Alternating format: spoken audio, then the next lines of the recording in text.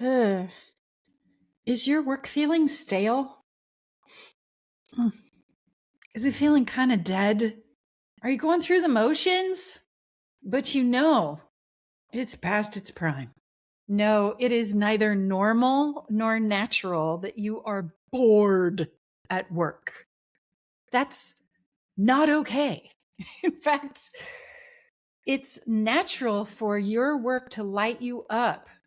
And there are simple ways to reclaim the passion for what you're doing with your work, but it requires embracing an archetype you've forgotten, an archetype that you haven't given yourself permission to bring to work with you, an archetype that holds the power of a new, fresh start in a new, fresh year, in a new, fresh way. And that is the archetype of the adventurer.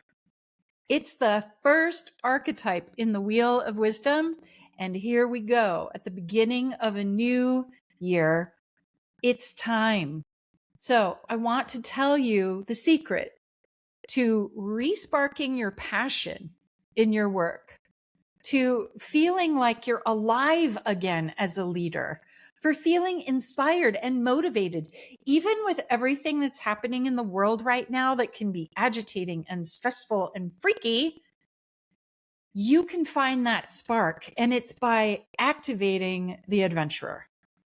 Let me tell you what I'm talking about here. You know this issue because it is so rampant that it has become practically a meme. It's become like this accepted thing that, oh, well, I'm at work, so I'm bored. I'm at work, so I'm just getting through the day.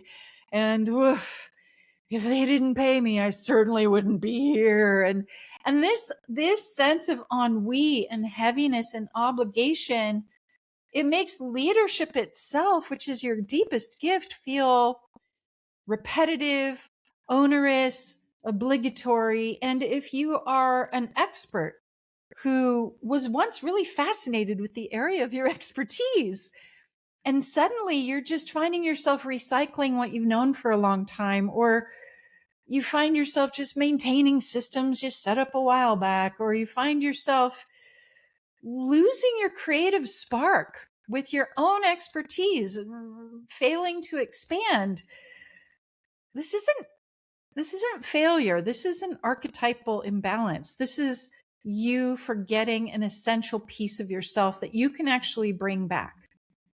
So this may cost you more than you realize. To lose your adventurer means not only that you feel disengaged in yourself, that you feel bored, and that can be pretty miserable in itself. But let's be honest, if you're a leader and you are no longer sparky and engaged with your own topic of expertise, your team, your following, your audience is also going to be disinterested.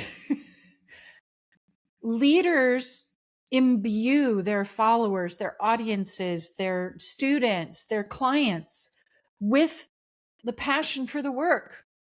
So if you're a leader, it's very unlikely that you're going to be inspiring your team if you have doled out your adventurer. Your clients are going to sense that you're stale. The work is going to feel miserable, not just to you, but to the people you're leading. And this is true even if what you're leading is a family and you have lost your spark for being a leader inside your family. It is no bueno, and it can cost not only for you, but for the people in your circle.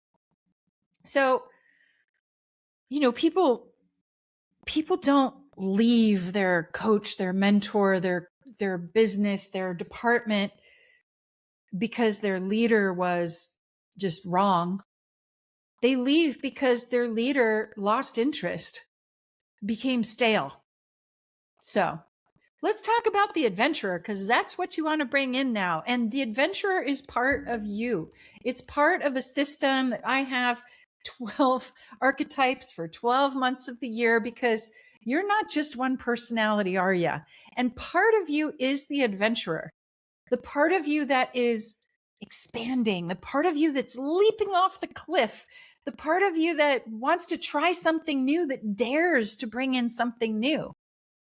the part of you that's driven by curiosity, that's always wanting to learn something new and to explore with questions instead of always just repeating the same old answers. Where does that part of you live? Where is that part of you active now in your life? Could you please bring your adventurer to work? Don't worry, your adventurer is not reckless and dangerous. Your adventurer part is alive, is genuine, is joyful, is enthusiastic and motivated. And if you don't bring her or him back in, you're going to lose those parts of yourself. And yeah, stale bread, boring work. Oh my gosh. I'm thinking about a client of mine who she's an aerospace engineer by training. She designed stuff for NASA. There's stuff that she designed on the space station. She's super smart, and many of my clients are highly overeducated and very smart people, and she is definitely an example of that. And she was doing her business in really logical ways. You know, she was doing her mentoring business for other smart, type A women, and she was hitting all the points that you're supposed to do as you're starting a business, but something was missing. And that was like her humor, her goofiness, because she can be so goofy as well as like a brilliant engineer. And like many professionals I work with, she had this idea that, well, I'm a really smart professional, so I can't be as goofy as I actually am. Like I can't share my crazy parts or my woo parts or my snarky parts. And so I was like, okay, I'm going to support you in doing your business the way you want, both professionally, or if you're an entrepreneur, I'm going to support you in your plan. But at some point, you're going to have to find something that lights you up and freaks you out and makes you have fun. She's like, I don't know about that. Well, recently she switched in. She found something, and it came from the other thing just not really getting an audience, not really sparking alive. And then she switched it up and she claimed publicly her goofiness, her snarkiness, and her woo-ness all at the same time. She started making up words for the things that her people experienced that didn't already have words. She started adding humor and snark into her lessons and her messages. She started creating videos that speak into the mystery of things people are secretly very curious about. And guess what? Not only did one of her videos go viral and get 20,000 views out of nowhere because it had that spark, but more importantly, she became re-engaged with her own work. And she began pulling in all parts of her life into her profession and utilizing them all together in the most expressive, fun way. And this blew her away because she's like, man, I'm finally just kind of blowing it out there. And she thought it was a big risk. And maybe it was, certainly to her ideas of how professionals have to be. But when we do this, when we activate the adventure and go kind of F it, because F it is what your adventure is often saying. Like, all right, F it. I'm just going to go for it. I'm just going to do this thing. Let's see what happens. I'm going to have fun, whether it draws people into my team, community, client list, whatever. But this is me and I'm having fun. Boom. That's your adventurer. So what do you do? How do you find your adventurer? Ask yourself, what am I hiding? What am I hiding in my work life because I think, oh, people won't see that as professional? And bring it in. You're going to find that your geeky hobbies and your unique perspectives and your crazy, your crazy creative artist style is going to make you more approachable to others, more magnetic to the clients and the people that you are here to help. And it's going to light you up. It's going to take the staleness away. It's going to activate you into a brand new cycle.